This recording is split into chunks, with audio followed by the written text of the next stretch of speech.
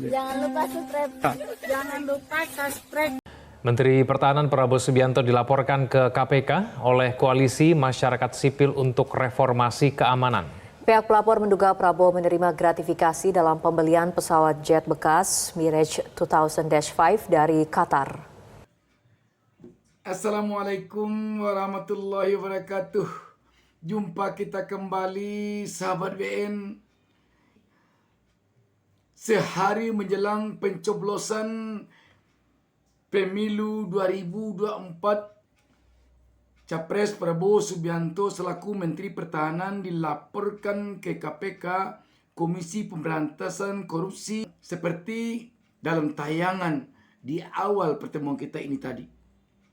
Sedangkan Capres nomor urut 01 Anies Baswedan dan Cawapresnya Muhaimin Iskandar serta pendukungnya Wakil Presiden ke-10 dan ke-12 Yusuf Kala dilaporkan ke Bawaslu gara-gara mengomentari film Dirty Pot yang berisikan dugaan berbagai kecurangan pemilu yang terjadi selama ini. Yang heboh filmnya sekarang. Koalisi Masyarakat Sipil untuk Reformasi Keamanan sudah mengumpulkan beberapa fakta yang sudah tersebar di masyarakat serta bukti-bukti pendukung. Mereka meminta lembaga anti rasuah ini untuk mengusut tuntas pengadaan pesawat Mirage 2000-5 yang dibatalkan oleh Kementerian Pertahanan. Menurut Kurnia Ramadana dari Indonesia Corruption Watch, awal mula mereka mengumpulkan info investigasi dari media asing yang mengatakan bahwa adanya indikasi korupsi pada pengadaan tersebut. Mereka juga mengungkap bahwa kasus ini cukup tertutup karena tidak adanya transparansi dari Kementerian Pertahanan dengan dalih rahasia negara. Beberapa nama pun sempat disebut, salah satunya Habibur Roba yang merupakan kenalan Prabowo yang sekaligus diduga menjadi broker dalam pengadaan alutsista tersebut. Soal kontrak sudah dibatalkan, mana bukti kontrak yang sudah dibatalkan itu, tolong juga tunjukkan. Jangan hanya penyampaian lisan, apalagi pemberitaan ini sudah menjadi konsumsi publik beberapa minggu kebelakang. Jadi kalau ditanya apa indikasi tindak pidana korupsi yang kami laporkan adalah indikasi penerimaan suap. Lagi-lagi karena itu masih indikasi, karena punya keterbatasan kami sebagai organisasi masyarakat sipil, kami serahkan kepada KPK untuk menelusuri kebenaran penerimaan kickback oleh seorang penyelenggara negara di Kementerian Pertahanan. Itu. Tahun 2003 sudah dijajakan ke negara-negara termasuk India. 2005 ditawarkan ke Indonesia secara gratis. Dan pada saat itu Indonesia secara resmi menolak, ya. Menolak untuk tidak mengakuisisi Mirage 2000-5 itu. Belasan tahun berselang, kemudian ditawarkan lagi ke Indonesia dengan harga yang sangat fantastis, ya.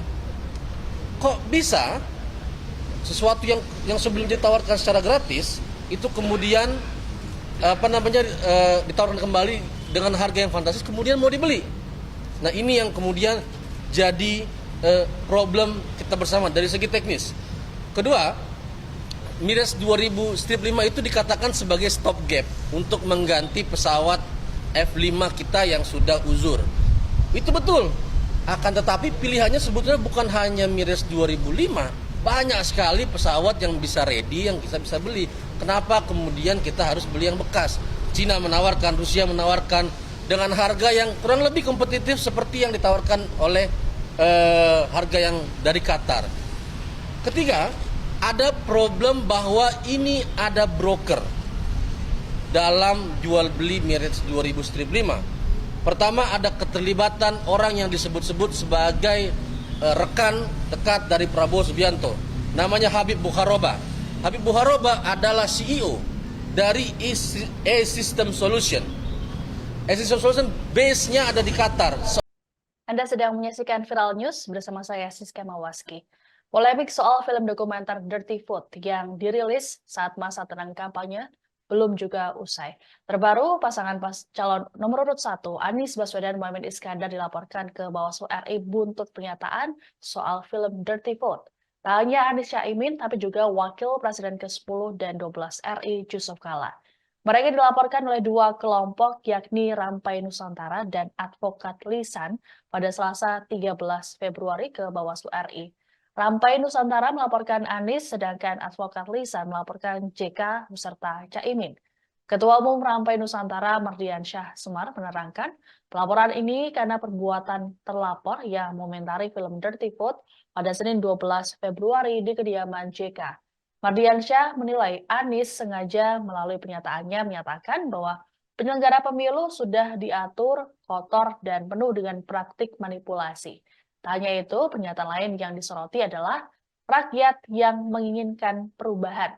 Menurut Mardiansyah, pernyataan tersebut dinilai sebagai kampanye karena merupakan slogan dari pasangan Amin. Padahal saat ini adalah hari tenang. Sementara itu, perwakilan Advokat Lisan Ahmad Fatoni menyatakan pelanggaran yang dilakukan Caimin adalah dikarenakan ia mengunggah trailer film Dirty Vote melalui akun X miliknya. Untuk diketahui dalam akun X, Caimin mengunggah trailer tersebut dengan caption, "Ada yang sudah nonton," sedangkan JK dilaporkan terkait pernyataannya di sebuah pemberitaan media nasional. Pernyataan yang dimaksud yakni film Dirty Vote baru menyampaikan 25% soal kecurangan pemilu, sehingga hal tersebut seolah-olah ingin membangun narasi kecurangan.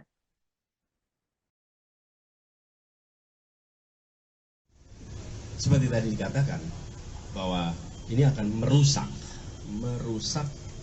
pemilu kita dan membuat hasil bisa jadi cacat ketika itu dilaksanakan.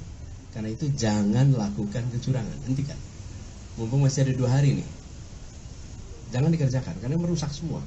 Seperti pertandingan sepak bola yang kemudian segalanya serba diatur sampai skornya diatur. Marah penonton marah. Hati-hati dengan rakyat yang dimanipulasi, sementara mereka menginginkan adanya transparansi, adanya kejujuran.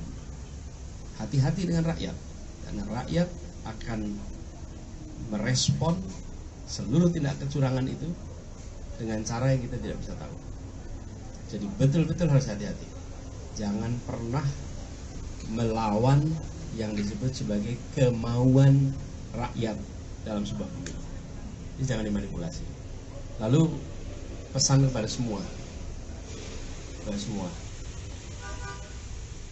ASN yang terlibat dalam penyelenggaraan, kemudian aparat penegak hukum yang terlibat, juga petugas TNI dan seluruh jajaran, termasuk yang non-ASN, kepala desa dan semuanya.